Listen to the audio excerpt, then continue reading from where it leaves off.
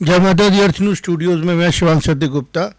आज बहुत ही एक ऐसा दिन है जिस दिन में ना पूरी तरह हम ये कह सकते हैं कि डेमोक्रेसी जीती और नाम ये पूरी तरह कह सकते हैं कि नेशनलिज्म का जो थॉट है वो हार गया। एक ऐसी सिचुएशन बन गई है जिसके बारे में मेरे ओपिनियन बड़े क्लियर हैं, स्पष्ट हैं और उसके बारे में बात करनी ज़रूरी है। मैं स्पेसिफिक बात करूंगा। सबसे पहले सोनम वांगचुक का मैं जो करैक्टर एक्सपोज हुआ है पिछले 2 सालों में उसके बारे में बात करूंगा। सबसे पहले जब मैंने सोनम वांगचुक जी के अनशन पे जो ये लद्दाख में कर रहे थे उसके ऊपर कवरेज की कि कम लोग आए, तो उन्होंने हमारे खिलाफ प्रेस कॉन्फ्रेंस करके, जो मेरा एक इनिशिएटिव था, क्योंकि लद्दाख के साथ मेरा एक पुराना रिश्ता है, उनके बच्चों को प्यार किया है, मुझे ऐसा लग रहा है कि मैं ना सारा डाटा रिकॉर्ड निकालूंगा, कितने बच्चों को मैंने स्कॉलरशिप ऑफ़र किया, कितने बच्चों को मैंने कंपार्टमेंट वाले बच्चों की एडमिशन की, क्योंकि लद्दाख की एजुकेशन की फैसिलिटीज़ आज से 25 साल पहले वैसी नहीं थी जैसी आज दिखती है। उन बच्चों को मैंने सत्तू खा के कावा पीते जम्मू में पढ़ते हुए देखा और 120 रुपया महीना लेके भी उन बच्चों को मैंने तैयार करके उस टाइम के हिसाब से उनको आज ग्रेजुएशन के बाद देखता हूँ बच्चे अच्छी तरह सेटल हैं। सोनम वांगचुक जी ने एक प्रॉब्लम को एक्सप्लॉइट किया। खुद एक मंत्री के घर में पैदा हुए थे, NIT श्रीनगर में बीइंग ST एडमिशन लेते हैं, रिजर्वेशंस अवेलेबल थी और नॉमिनेशंस भी थी, एंट्रेंस का सवाल ही नहीं था उस टाइम पे, और एक अमेरिकन थॉट के साथ कोलैबोरेट कर लेते हैं। अब बात पता क्या है, अब भारत की एजेंसियों को अपने लोगों को जवाब देना पड़ेगा कि वो एजेंसियाँ दौलत की तरह काम कर रही हैं या वो एजेंसियाँ एक्चुअल में अजीत डोभाल के नेशनलिज्म के ऊपर काम कर रही हैं। क्योंकि भारत की जनता जो है डिसिप्लिन्ड अगर काम कर रही है, भारत की जनता अगर ईमानदारी से काम कर रही है, तो अगर कोई उपद्रवी आता है उसके ऊपर अगर हमारी पॉलिटिकल पार्टियां एकदम दंडवत प्रणाम करना शुरू कर देती हैं तो ये बात समझनी पड़ेगी। और मैं किसी भी पार्टी को सपोर्ट नहीं करता हूँ, जाके देख लें, मेरे पिताजी ने शुरू से कांग्रेस में काम किया, वो कॉमरेड थे, लेकिन समय के साथ जो चीज़ें बदली हमने उसी हिसाब से काम किया। हमारे अंदर एक ही चीज़ सिखाई गई थी, देश ही सब कुछ होता है, राष्ट्र उसकी सभ्यता। जो राष्ट्र अपनी सभ्यता से बाहर आ जाता है वो राष्ट्र राष्ट्र नहीं रहता। तो भारत की सभ्यता के बीच में ये हुगलिज्म नहीं है। भारत की सभ्यता के बीच में एक एपिसोड आता है महाभारत का, जब उस समय के अनुसार अपने भाइयों को दांव पे लगाया जाता है और वो भाई दुर्योधन के सेवक हो जाते हैं। वो डिसिप्लिन नहीं तोड़ते हैं, वो डिसिप्लिन नहीं तोड़ते हैं और फिर जंग लड़ते हैं तो असूलों के ऊपर, रूल्स एंड रेगुलेशन के हिसाब से लड़ते हैं और उसी हिसाब से जंग लड़के वो गलत लोगों को हराते हैं, सही को जिताते हैं, ताकि परंपरा अच्छी बने, खास बने, बढ़िया बने। सोनम वांगचुक का एक वीडियो अभी चलाएंगे जिस तरीके से हॉस्पिटल के बीच में से निकल रहा है। मेरे साथ रवीश आंडू होंगे। रवीश, तू एक इंजीनियर है जी, और तेरी फैमिली ने भुगता है, हम सब ने भुगता, आज भी भुगत रहे हैं, नेशनलिज्म का फ्लैग उठा के कंधों पे जख्म आते हैं, लेकिन जब हम उन लोगों को पावर में भेजते हैं वो इन कमिटेड ऑफेंडर्स के आगे लेट जाते हैं। सेम IC वाला जो एपिसोड हुआ था जब अजहर महमूद को छोड़ दिया गया, सिवाय एक चीज़ के कि पेपर लीक हुआ। It is a very serious matter. जो बच्चे अपनी जान गंवा बैठे, जिन परिवारों ने जान गंवाई, उनके ऊपर जिस तरीके की राजनीति करके एक नया किस्म का ट्रेंड लाने की कोशिश की गई है, ये बहुत दर्दनाक है, ये बहुत ही अलार्मिंग है।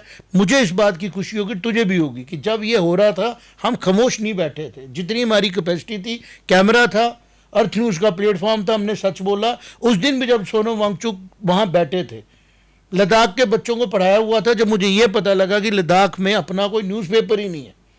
2015 की बात कर रहा हूँ रवीश। मैं 27,000 रुपया मैं ABC न्यूज़ एजेंसी को देता था कि मेरी अखबारें वहाँ पहुँचाओ, वहाँ पे लोगों को बात करने की जगह मिले, वहाँ के मसले सामने आए। 2015 की बात कर रहा हूँ। दूर दूर तक नहीं था 373 टूटनी है, दूर दूर तक नहीं था, वहाँ होना है।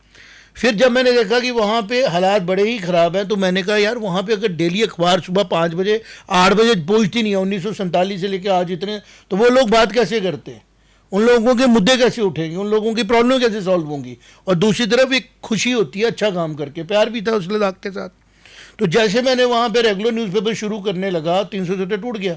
18 में मैंने अप्लाई किया, मुझे परमिशन नहीं मिली। मुझे वहाँ पता लगा यार इतना सेपरेटिज्म है इनके माइंड पे, ये हमें अपना समझ ही नहीं रहे हैं जो नई पनीरी पैदा कर रहे हैं सोनम वांगचुक जैसे लोग। लद्दाख का आमो खामा खास आदमी तो भारत के लिए जान प्राण है, बट ये अपनी एक पॉलिटिक्स कर रहे थे जिसके बारे में हमें पता नहीं लगा। पहले ये सकमो चलाते थे, फिर उन्होंने एक अल्टरनेटिव एजुकेशन सिस्टम बनाना शुरू कर दिया।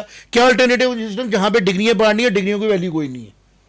वो तो किसी की जगह आप कर दो, किसी को रूल तोड़ो, जाम लगा होता है साइड से, रोड लोग फुटपाथ से निकालते हैं, गाड़ी निकल जाते हैं, तो आप प्रेसिडेंट बना दोगे उसको? आप बना लो, फिर फुटपाथों से निकालने दो गाड़ियाँ। फिर आप क्यों कर रहे हो लोगों को सिस्टमेटिक? सोसाइटी थोड़ी है, फिर सोसाइटी ऑफ हुगलिज्म है ये, कि फिर तो ये जंगल राज है कि जिसकी लाठी उसकी भैंस चला दो। जो 400 बंदा 500 बंदा सड़क पे ले आए, कल को कोई भी काम कर ले, मॉब लिंच कर दे, बाद में बोले माफी मांग लो। आज बड़े सख्त तरीके से बात करूंगा। तो सोनम वांगचुक जी के साथ क्या हुआ, इनको लगा कि कोई जम्मू में बैठा हुआ इंसान काम कर रहा है, उन्होंने उसको टारगेट करना शुरू कर दिया। बच्चे हम जम्मू यूनिवर्सिटी भेज रहे थे, इन्होंने उठाए, चलो जी JNU में, और पूरा इकोसिस्टम लद्दाख का शुरू कर दिया। हम talking of early 2000 and let 90s की बात। तूने भी उसी टाइम पे देखा है ना? कितने अच्छे बच्चे थे, जाने लगे, कितने जेन्युइन बच्चे थे। इनको भेजा गया, तैयार किया गया, और लद्दाख के अंदर ऐसा कल्चर लाया गया जो लद्दाख की बेसिक कल्चर से दूर था, जिसको बोलते हैं ना वेस्टर्न सूडो कल्चर। उसमें इनकी पार्टियों में ड्रिंक्स आने लगी, 11th-12th के फंक्शन में बच्चे अपने रूट से दूर जाने लगे, इनके फैशन चेंज होने लगे। और वहां पे लद्दाख में भी लोगों ने कहा कि ये तुम्हारे कल्चर से बाहर जा रहे हैं, लेकिन ये ध्यान नहीं दे पाए कि जो लोग ये सॉफ्ट बात करने वाले हैं, इनका असली चेहरा कब सामने आएगा? जब टेक्नोलॉजी आई। अभी जो वीडियो तू चलाएगा उसमें तेरे को पता लगेगा कि किस तरीके का बिहेवियर है इस आदमी का। क्योंकि जब इसने अर्थ न्यूज़ को बोला कि जब हमने कहा कि तेरे भाई उस प्रोटेस्ट की वजह से लोग जो है टूरिज्म के डर रहे हैं आने में, इसको लगा मुझे लोकल सपोर्ट नहीं मिलेगी, हमारे खिलाफ प्रेस कॉन्फ्रेंस कर दी इसने। चलो की, हमने कहा भैया, और कहा 10 लाख रुपया दूंगा, तुम ऐसी अखबार बनाओ जिस अखबार में मेरी तारीफ करो, make me hero, I will be giving you 10 lakh rupees. ये क्या बात हुई? हमने कहा भाई ये पहली दुनिया की जगह होगी जहां पे वो कह रहा है पैसे लो, और पब्लिकली कह रहा, फिर इसने डिलीट कर दिया। यहां तक भी ठीक है। अब मैंने क्या देखा इसके बिहेवियर में, जब ये प्रोटेस्ट पे बैठा, बच्चों को प्रोवोक किया, 4 लोगों को जान देनी पड़ी अपनी, और फिर ये बन गया नेशनल हीरो बनने की कोशिश की, और इनको सपोर्ट में लोग आ गए। कौन लोग आए जो इसके जैसे हैं? जो भी हॉस्पिटल की क्लिप आज आई है, ये 15 साल 20 साल के इंतजार के बाद इसका असली चेहरा बाहर आया। जो आदमी 25-26 दिन से भूख हड़ताल पे, उसमें इतनी एनर्जी होती है? रविश, जरा निकालना जरा उसका वीडियो, जिस तरीके से हॉस्पिटल में जा रहा है। कैसे लग रहा है? कम प्रॉब्लम कैसे लग रहा है कि जिस तरीके की ये गुस्ताखी बदतमीजी पुलिस के ऑफिसर में कर रहा है, किसी को लग रहा है किसी किस्म की? और इन्हीं की वाइफ जो है वो किस तरीके से बात कर रही है, अब देखो। और ये देखो जिस तरीके से ध्वजा खोला गया, जिस तरीके से ध्वजा खोला गया, अब देखा बिल्कुल और जिस तरीके से इन्होंने जोर से बात की, जैसे को इनके अंदर कोई इन्होंने एक्स्ट्रा डोज ले लिए, कोई एनर्जी आ गई है इनके अंदर। दूसरी बात, जब ये प्रोटेस्ट कर रहे थे लद्दाख में, उनके डेज काउंट किए जाएं, तो ये बेसिकली जो है ना, ये एक बहुत बड़ी, जिसको हम बोलते हैं ना, लद्दाख को डिस्टर्ब करने की साजिश थी। भारत सरकार ने अपने एजेंसियों के हिसाब से अपने तरीके से मैनेज करने की कोशिश की। ग्रास रूट लेवल पे आई डेमोक्रेसी प्लस हिल काउंसिल दे दी गई। देश है, राष्ट्र है, अलग अलग होकर थोड़ी चलना है। बट राष्ट्र का मतलब है कि अगर हम किसी से उपेक्षा करते हैं कि एक रीजन कंप्रोमाइज करेगा, तो दूसरे रीजन की अपीजमेंट थोड़ी करनी है। पूरे राष्ट्र में कोई भी एरिया फॉरेन नहीं है, फॉरेन नहीं है। अंडमान निकोबार का कोई आदमी जम्मू में आके काम करना चाहे और जम्मू का आदमी वहां जाके काम करना चाहे, कोई दुनिया ताकत उसको नहीं रोक सकती। तो यह राष्ट्र हमने जो कंसीव किया, तो महाराजा ऋषि सिंह ने इंस्ट्रूमेंट ऑफ एक्सेशन साइन किया। मेरी बात समझ में आई? आज ये लोग जिनका कोई अपना लोकल स्टैंड ही नहीं है, ये अपने आप को हीरोइज्म में डालेंगे। और सबसे ऑब्जेक्शनेबल बात जो इसने अब की, वो भी चला, जिसके ऊपर मैं इसको इस जन्म में कभी माफ नहीं करूंगा। प्रैक्टिकली बता रहा हूं यार, वी हैव आल्सो कंट्रीब्यूट। हमने अगर अपनी बातें नहीं की हैं, या हमारे पास उस तरीके के इनडिसिप्लिन को अप्रिशिएट करने का तरीका नहीं है, हम गाली गलौज करके बात नहीं करते हैं, हम लोग प्राइवेट पार्टीज में नहीं जाते हैं, हम लोग किसी देश के बाहर की ताकतों के साथ मिलकर कोई गलत काम नहीं करते हैं, हम लोग अपने स्कूल के बच्चे से ही दोबारा फीस लेके कोचिंग नहीं कराते हैं, तो हम लोग ऑनेस्ट हैं। तो हम लोगों का राइट है कि हम लोग अपनी बात भी लोगों तक पहुंचाएं, फिर लोगों की मर्जी है वो क्या सुने क्या ना सुने। चलाएं जरा, जिस तरीके से इसने कल शाम को जब ये रिजाइन नहीं हुआ था, जिसका अनशन टूटा था, कैसे बोल रहा था, देखो जरा।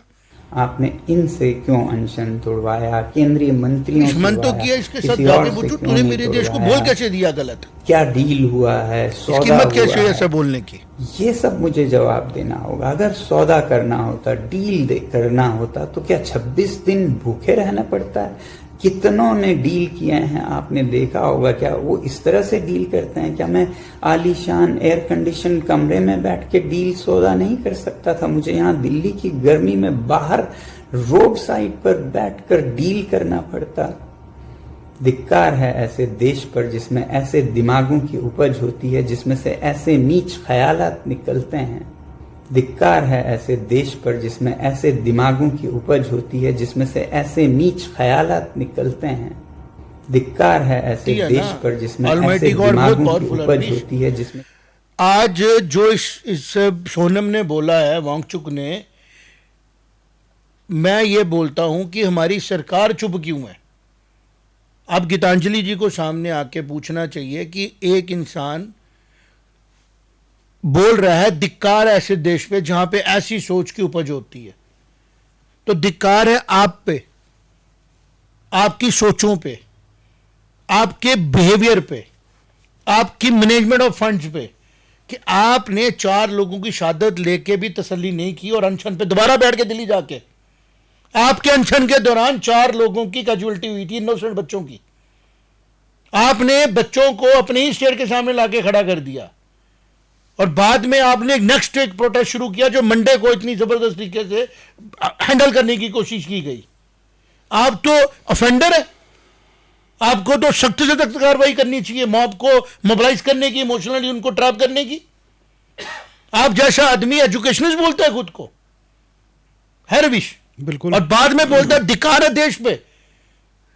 मेरे पास जितनी ताकत है उतनी ताकत से मैं बोल रहा हूं, धिक्कार है उन सब लोगों पे जो ये धिक्कार वर्ड सुन के भी इसको हम मनानेंगे। नहीं चाहना चाहिए था गवर्नमेंट को, विड्रॉ कर लेनी चाहिए थी सारी इसकी फैसिलिटीज। और जो भी है इसके ऊपर, जो भी आज की डेट में जिस तरीके से मीडिया इसको सपोर्ट कर रहा है, दुख हो रहा है देख के कि मीडिया इस धिक्कार है ऐसे देश की बात सुन रहा है। भारत के देश को धिक्कार कर रहा है तू, भारत को। बीजेपी की होंगी रविश अपनी लिमिटेशन, पॉलिटिकल पार्टी है। हम मीडिया उछलाते हैं फॉर कंट्री, फॉर नेशन, और हम मीडिया उछलाते हैं फॉर यूएस। हम किसके लिए चला रहे हैं? कल हम चाइना के लिए काम करेंगे क्या? कल कोई पाकिस्तान के लिए काम करेगा क्या? भारत का मीडिया हाउस भारत की इंटीग्रिटी के लिए, सोवरेनिटी के लिए, नेशनलिज्म के लिए काम करेगा। और सोनम वांगचुक जैसे लोग पैदा तो भारत में होते हैं, बट इनके सपनों में यूएस आता है, इनके सपनों पे एंटी इंडिया स्टैंड आता है। ये डेमोक्रेसी का ऐसा चेहरा बनाना चाहते हैं जहां पे इनजस्टिस हो इनके हिसाब से, जस्टिस हो इनके हिसाब से। जो बच्चा आज पैदा हो रहा है 2000 में, जबकि 91 में ही आ चुका था हमारा मंडल कमीशन, उसके पिताजी ने भी बेनिफिट ले लिया उसका, अब वो भी तैयार हो रहा है बीइंग दी बेनिफिशियरी। और एक बच्चा जिसके 4 फादर से जमीनें खींच ली गई, उसको रोड पे लाया गया, वो मजदूरी करने को तैयार हो गया, और वो बड़ी मुश्किल से 500 नंबर लेता है। लेकिन चूंकि वो पैदा हुआ ऐसे कास्ट के अंदर कि उसको रिजर्वेशन नहीं मिलेगी, उसके लिए ये राइट नहीं करता बात। जस्टिस तो हो नहीं रहा ना उनके साथ, और ये एक नए किस्म का इंटेलेक्ट को कंप्रोमाइज करा रहे हैं। आज जो सड़कों पे हुआ, ये दिखा कि भारत में इंटेलेक्ट को किस तरीके से रोंदा गया पांव के नीचे, और कुछ अपॉर्चुनिस्टिक इंटेलेक्ट वाले वो अब इस चीज को बुना रहे हैं। आशुतोष रंका आ गए, दीपके को पकड़ लिया, जर्नलिज्म की डिग्री की, पूना से पहुंच गए बॉस्टन, 80-90 लाख रुपए की डिग्री है, करोड़ सवा करोड़ रुपए लगा होगा। भाई ठीक है आप सियाने हो, लेकिन आपने कहा ये तो बड़ा अच्छा तरीका है, आओ बेवकूफ लोगों के साथ इमोशनल कार्ड खेल लो, पीआर एजेंसियों पे काम किया हुआ है और अब कामयाब हो जाते हो। जिस तरीके की डायलॉग दीपके ने बोले, एडिटर साहब वो भी चलाओ। क्या है, लेकिन हमारी 2 और मांगे, 2 और मांगे, ऐसे ही नहीं जाएंगे। नीचे उतरो, नीचे उतरो, ऐसे ही नहीं जाएंगे। कॉकरोच है, एक बार घुसता है तो निकलता नहीं है कॉकरोच।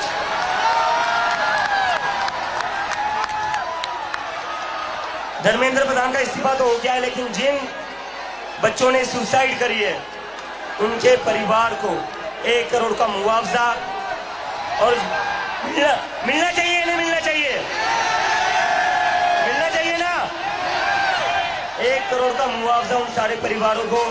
और दूसरा, ये जो पुलिस वाले गुंडों ने हरकत करी थी 20 तारीख को,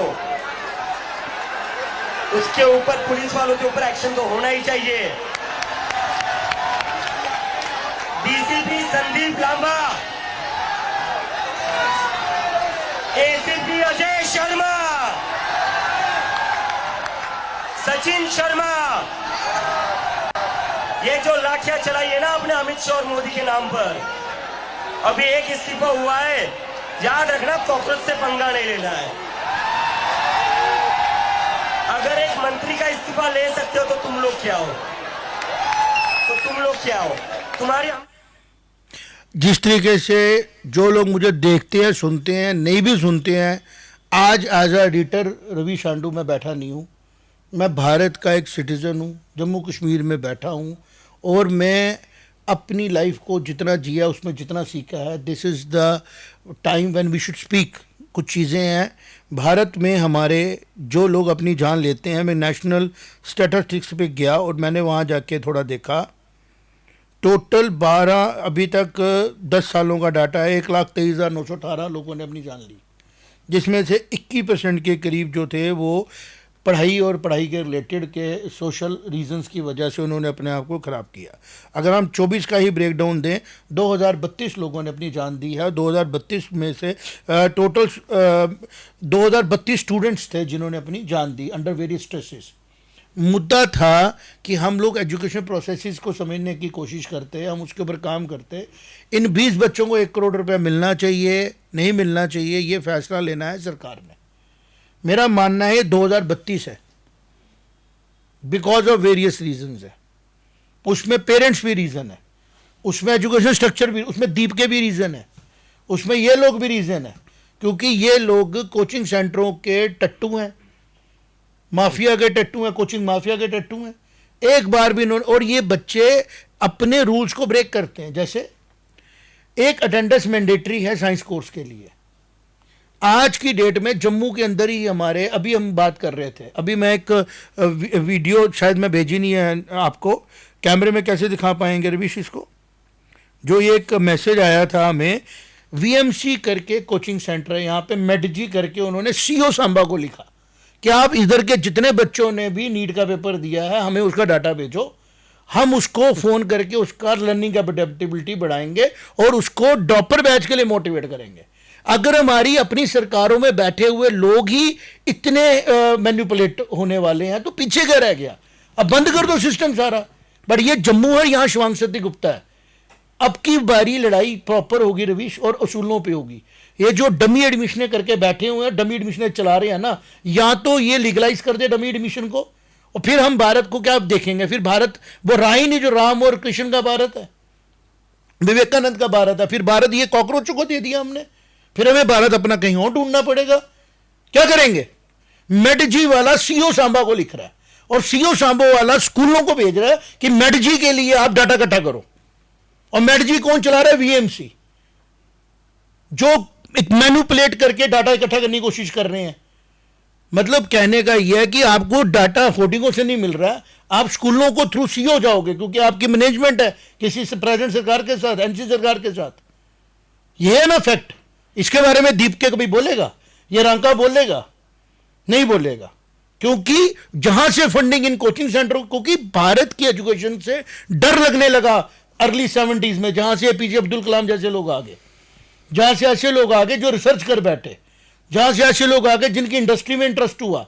तो अमेरिकन एजेंसी है या कौन सी एजेंसी है, वो चाहेंगे कि एजुकेशन सिस्टम कोलैप्स कर दो। उन्होंने एक नया मॉडर्न सिस्टम ले आया जिसमें साइंस विदाउट प्रैक्टिकल है। मतलब एंट्रेंस टेस्ट जिस बच्चे ने क्वालिफाई किया होगा ना जेई का और नीट का, शायद उन्होंने प्रैक्टिकल लैब ही नहीं देखी हो। मैं आपको सच बता रहा हूं। हम बिल्कुल डमी करके कैसे देखेंगे? ठीक है। और इसके बारे में हमारे सरकार को, कि सरकार आती है इलेक्शन से कह रहा है डेमोक्रेसी का डे है। भाई डेमोक्रेसी में एक गांव था जहां सारे अंधे थे। मेरे पास तो यार विजडम की कहानी है जो मुझे पता है, जिसके ऊपर मैंने चलना है, चाहे कोई साथ हो नहीं हो। सारे अंधे थे, वहां पे एक आंख वाला चला गया, वो उनको बताने लगा कि उधर उसकी शादी का मन हो गया, तो उन्होंने कहा जी अगर तूने शादी करनी है तो सबसे पहले तुझे अपनी आंखें फोड़नी पड़ेंगी। बात समझ में आई? और उसको भी आंखें फोड़ के अंधा किया गया, फिर उसकी शादी हुई उस गांव में। ये क्रक्स है स्टोरी का कि डेमोक्रेसी में अगर गलत लोग इकट्ठे हो जाए तो गलत ही डिसीजन होता है। हेड अकाउंट्स नहीं करने का टाइम था ये। अगर प्रधान जी का इस्तीफा लेना था वो एक प्रोसेस था, मैं उसके ना फेवर में हूं ना अगेंस्ट हूं, क्योंकि एक लीक हुआ था। अगर ये अकाउंटेबिलिटी कैबिनेट मंत्री की है तो एजुकेशन प्रोसेसेस में तो सीयूईटी को लेके पिछले साल कितना परेशानी हुई लोगों को। जम्मू कश्मीर में सीयूईटी को उन्होंने कैंसिल ही कर दिया। जम्मू कश्मीर गवर्नमेंट ने कहा कि हम सीयूईटी इस बार नहीं लेंगे, फिर भी लॉ की एडमिशन सीयूईटी के थ्रू हो रही है। फिर भी जम्मू यूनिवर्सिटी में, अपनी यूनिवर्सिटी में 3 कैटेगरी हैं हो रही है ना। कितनी यहां पे प्रोसेसेस हैं जिनको सुधारने की जरूरत है। लेकिन इन लोगों का कंटेस्ट किस पे था? सिर्फ एक बात पे कि सरकार को किसी तरीके से इस पॉइंट पे हम लोग कमजोर करें, और जो नेशनलिज्म की सरकार की इमेज बन रही है, जो अखंड भारत का नक्शा बन रहा है पार्लियामेंट में, जो हम लोग जिसको हम बोलते थे रोड्स का नाम, जैसे अब हमारे जम्मू कश्मीर का गवर्नर है उसका नाम बन गया जिसको हम बोलते हैं लोक भवन, बन गया ना।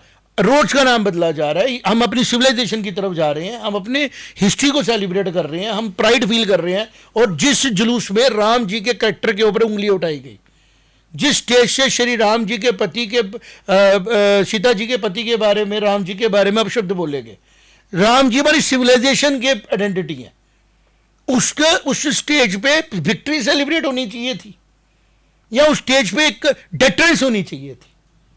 और ये जो हमने 2 वीडियोस चलाए हैं, इसके लिए ठीक है मोदी जी का, अमित शाह जी का अपना एक प्रोसेस है, लेकिन मैं आज एक अपील करना चाहता था कि अगर आप एजुकेशन डिपार्टमेंट ले रहे हो तो मेरा ये रिक्वेस्ट है, मेहरबानी करके ये डिपार्टमेंट अमित शाह जी को दे दो।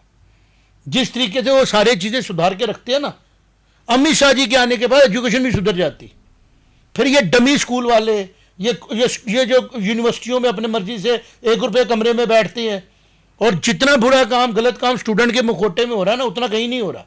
जितना क्राइम, जितना गलत इनडिसिप्लिन, जितनी लाठीबाजी कॉलेजों यूनिवर्सिटियों में हो रही है ना, उतनी कहीं नहीं होती है। और स्टूडेंट के मुखौटे पहन के उनको सॉफ्टली हैंडल किया जाता है। मैं आपको सच बता रहा हूं। तो जो देश अपने डिसिप्लिन को कॉम्प्रोमाइज करके क्राइम को सपोर्ट करने की तरफ आगे बढ़ाया जाएगा, वो डेमोक्रेसी की जीत नहीं है, वो डेमोक्रेसी की जीत हुई। जिस तरीके के हालात हमने आज देखे, हम तो रोज ही देख रहे थे, हम तो बच्चों के साथ बैठते हैं, इतनी वल्गर लैंग्वेज बच्चे बोलना शुरू हो गए हैं पढ़ाई लिखाई के नाम पे, वोकिज्म के नाम के ऊपर इतना नेगेटिव बच्चे यूज करते हैं फिल्थी लैंग्वेजेस जो हम बोल ही नहीं सकते हैं। तो हमने फिर सिखाना किसको है? जब आप छोटे होंगे गाली निकालना बहुत मतलब इंसल्ट। मेरी मम्मा ने मुझे एक बार ही डांटा था, मुंह से गाली निकल गई। आज तो गाली निकालना ऐसे लग रहा है कि जैसे बहुत अच्छी बात होती है। और गाली निकालने वाले लोग गंदी लबास वाले बोल कह रहे हैं जी हमने झुका दिया भारत सरकार को, और वो कह रहे हैं जी पुलिस वाले गुंडे। मुझे एक बात बताओ रवीश, आज ये पुलिस वाले अगर गुंडों की तरह आ रहे हैं, सामने बोला जा रहा है और हम चुप करके बैठे हैं, दिस इज नॉट गुड यार। पुलिस वाले हमारे रक्षक है। आज अगर ये पुलिस वाले आरएफ वाले नहीं होते, ये भीड़ घरों में घुस के उपद्रव मचा रही होती। मजाक नहीं करो, जैसे बांग्लादेश में हुआ था ना, वो दिखा रहे थे, उन प्रेसिडेंट थी वो आपकी, उसके इनर गारमेंट्स को आप इंसल्ट कर रहे हो, यही हो रहा था। तो ये जो पुलिस वाले जिनको आपने गुंडा कहा, वो भारत सरकार के उन लोगों के, भारत के उन लोगों की रक्षक है जो लोग सेफ्टी से सोते हैं, क्योंकि ये लोग सड़कों पे हैं, और तू उनको गुंडा बोल रहा है और कह रहा है उन पे एक्शन होनी चाहिए। तू कास्टिस्ट है। कास्टिस्ट खाली ये थोड़ी है कि आपने उन जिसको बोलते हैं रिजर्व कैटेगरीज के बारे में आपने बोलना है सेफ बात, तो जो नॉन रिजर्व है उनके को राइट्स नहीं है? क्या वो भारत के सिटीजन नहीं है? तो मेरा ये आज का तो आज जिस तरीके से मैं एक्सप्रेस कर रहा हूं, I stand by what I have said, क्योंकि मैंने कोई भी ऐसी बात नहीं करनी है जो देश हित में नहीं हो। लेकिन आज की डेट में देश हित में इस चीज को नोट नहीं करना गलत होगा। ध्यान से सारे लोगों को देखना चाहिए किस किस्म की डेमोक्रेसी हम बनाने जा रहे हैं, किसको भुगतना पड़ता है बाद में। और जो भारत को टूटता हुआ देखना चाहते थे, जो भारत को एक जिसको बोलते ना एक कंट्री विदाउट एनी सिस्टम देखना चाहते थे, बारबेरियन स्टेट देखना चाहते थे, शायद वो आज खुश हो रहे होंगे। रवीश, तू क्या कहता है? जी बिल्कुल। देखिए, सबसे पहले मुझे लगता है कि मुझे इस पे बात करनी चाहिए थी कि क्यों ऐसा डिसीजन अचानक से आनन फानन में लिया गया, जब सरकार जो थी एक कड़ा रुख अपना चुकी थी कि हमें हमारी तरफ से कोई रिज़ाइन नहीं करेगा क्योंकि अकाउंटेबिलिटी इतनी ऊपर तक नहीं जाती है, हम एक्ट कर रहे हैं और जो लोगों ने गलत किया है हम उनको सज़ा देंगे। ये सरकार का स्टैंड सुबह तक का था, तो अचानक से क्या बदलाव आया स्टैंड में? देखिए, स्टैंड में ये बदलाव है कि 20 या 22 जुलाई की अगर मैं बात करूं तो जो बताया जा रहा है कि अनुमान के अकॉर्डिंग 10 से 15,000 लोग जमा हुए थे उस दिन। लेकिन अब कल संडे का दिन था, संडे के दिन जो है लोग जो है फ्री होते हैं, ऑफिस गोयर्स जो होते हैं वो फ्री होते हैं, एक दिल्ली की काफ़ी बड़ी जनता जो है वो फ्री होने वाली थी। इसके अलावा जो किसान थे, किसानों ने भी अपना जो समर्थन है वो कर दिया था इस एजिटेशन को और बोला था कि संडे को वो भी ज्वाइन करेंगे। और इसके अलावा जो मैं कहूँगा कि इलाके में करीबन 35% के आसपास जो है मुस्लिम पॉपुलेशन भी है NCR इलाके में, उनसे भी एक्सपेक्टेड था कि वो प्रेजेंट रहते। तो करीबन जो मुझे लगता है कि मेरी असेसमेंट जो कहती है कि लाख से ऊपर बंदा इकट्ठा होने का अनुमान था। इस अनुमान के बाद जो सिचुएशन है वो काफ़ी वायलेंट हो सकती थी, क्योंकि उपद्रवी तत्व जैसे हमने देखे कि दिल्ली पुलिस ने 2500 लोगों की फोटोग्राफ्स भी जारी की, नाम जारी किए कि ये क्रिमिनल लोग थे जो कि प्रेजेंट थे उस साइट पे। तो इस चीज़ को दूर करने के लिए जो सरकार है, सरकार ने 2 कदम पीछे हटने का फैसला किया और धर्मेंद्र प्रधान जी को इस्तीफा देना पड़ा। लेकिन अब देखिए, मेन मुद्दा जो है कि जो एजुकेशन सिस्टम की बात की जा रही है कि एजुकेशन सिस्टम में खराबी है, ये है वो है। देखिए, सबसे पहला पॉइंट जो है, मेरे नजरिए से एजुकेशन सिस्टम सुधारना, इनको खाली गवर्नमेंट को झुकाना था कि मोदी जी जो सख्त फैसले ले रही है, CA के रिलेटेड ले रही है, FCRA के ले रही है, उनको बताना कि हम आपको रोक सकते हैं। बिल्कुल, और इस तरीके से रोक सकते सड़कों पे आके। फिर तो एक काम करना चाहिए, हर आदमी को सारे काम छोड़ के सड़कों पे आ जाना चाहिए। देखिए, मैं एजुकेशन सिस्टम डिसिप्लिन के साथ चलना चाहिए। जो मेरा कहना है एजुकेशन सिस्टम में, देखिए देश में हमें पता है कि हम करीबन 150 करोड़ की आबादी वाले देश है। 20 लाख लोगों ने अपेयर हुए नीट के एग्जाम में और सीटें हैं करीबन 1000, 1200, 1500, 90,000 सीटें, 21-22 लाख 22 लाख ने अपेयर किया, 90,000 सीटें। तो डिमांड सप्लाई का जो ये गैप है, जो सुसाइड्स होते हैं, सुसाइड्स डिमांड सप्लाई के गैप के कारण होते हैं। डिमांड ही नहीं है, जबरदस्ती दी जा रही है। बिल्कुल, मैं उस पॉइंट पे आ रहा हूं। मैं एक्चुअल एलिजिबल आदमी 2-3-4 लाख हैं, प्लीज आप करो, लेकिन वो लोग एस्पायरेंट्स है। बिल्कुल, देखिए क्या aspirant without eligibilities are not aspirants. बिल्कुल, हमने देखा कि 20 लाख लोगों ने फॉर्म भरा और करीबन जो 90,000 सीट्स है सिर्फ उनके लिए। लेकिन देखिए पॉइंट क्या है, मेन पॉइंट ये है कि ये 20 लाख लोग अपने मन से वो फॉर्म नहीं भरते हैं। मेरा बार बार हमने इसके ऊपर काफ़ी एपिसोड्स किए हैं सत्संग के कि इस भीड़ को जुटाया जा रहा है, क्योंकि आज के दिन जिस तरीके की फॉरेन फंडिंग और जो फंडिंग इन कंपनीज को मिली है, जो PW या इस तरीके की कंपनीज है जो कॉर्पोरेट टाइप काम कर रही हैं, तो main education individual teachers, main education system का प्रॉब्लम है जो ये प्राइवेट कोचिंग और ट्यूशंस जो ये कंट्रोल में नहीं है और एक तरफ ये भीड़ को धकेल रहे हैं। देखिए, अगर जो बच्चे गवर्नमेंट शिकार हो रही है इनका, जैसे अभी एक CEO सांबा जो है डायरेक्टर को पता लगे कि वो मेडजी के लिए मैनेज कर रहा है डाटा, और जिस एक स्कूल बनाया गया था इनके द्वारा, मैं इंडिविजुअली बात करूंगा, मुझे अब कितनी देर रुकना, हमने एक स्कूल बनाया गया था, नीचे एक स्कूल चल रहा था बिल्डिंग में, ऊपर एक और स्कूल चल रहा था, नीचे 5वीं तक, ऊपर 10वीं तक, और उसमें इन लोगों ने इनकॉर्पोरेट किया। 5-6 साल बच्चों को परेशान किया, बाद में बंद करके चले गए। मतलब these people are creating a problem, then they are minting a money, then they are saying state is in trouble. और एक कॉकरोच जैसे लोग जिनको आते हैं आज की डेट में, तो मैं ये कहूंगा कि क्या मैं अपने बच्चों को बोलूं कि आप कॉकरोच अपना आइडलाइज करो, क्योंकि कॉकरोच आपको जस्टिस दिला रहा है। कॉकरोच डेमोक्रेसी का नया फेस बन गया।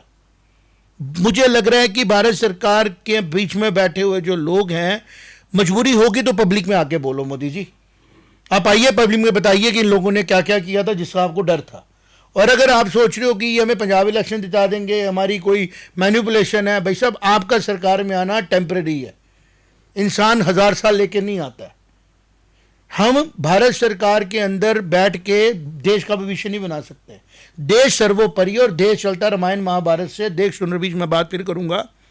रजिस्टर चाहता तो द्रौपदी का चीरहरण रोक सकता था, वो अपने भाइयों को बोल सकता था।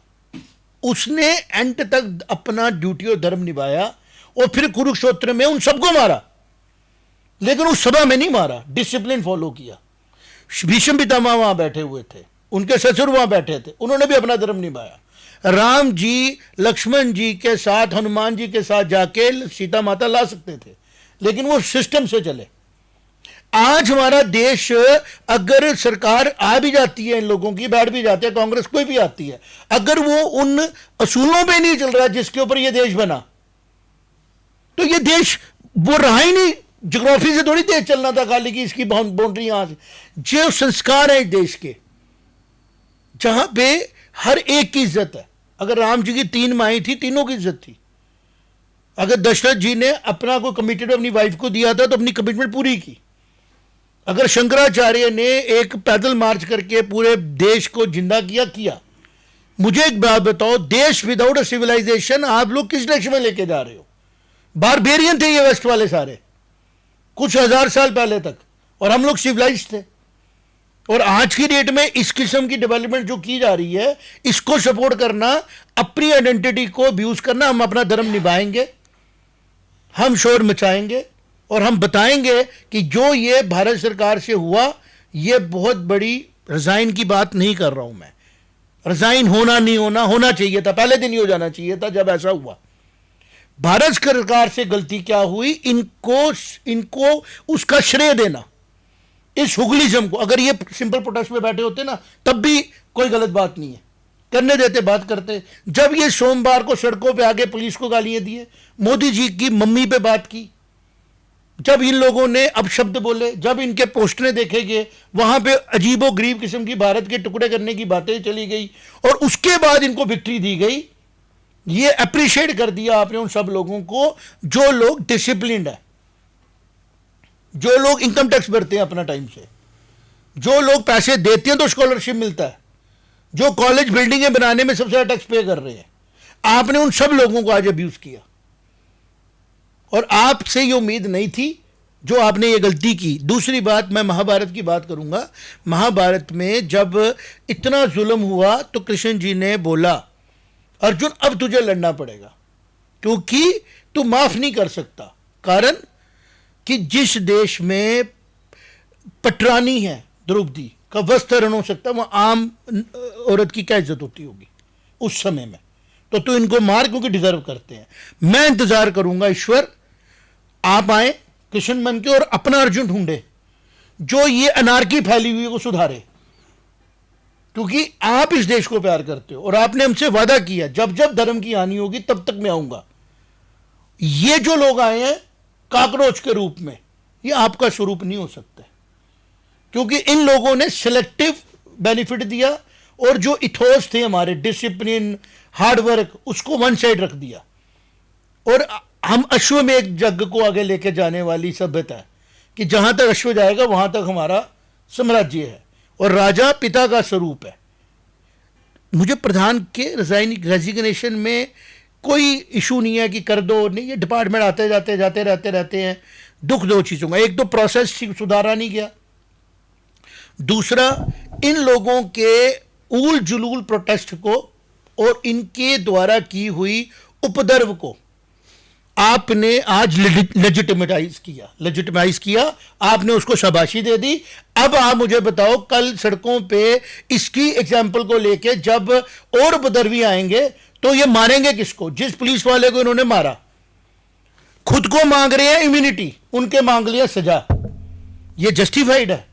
आप बात कर दीप के, अगर तू वाकई में सच्चाई पे चलता है, तू क्या जिन हमारे स्टूडेंट्स ने पुलिस वालों को मारा है, सख्त कार्रवाई की जाए उनके ऊपर, फिर तुम मांग के पुलिस वालों पे भी काउंटर कार्रवाई की जाए।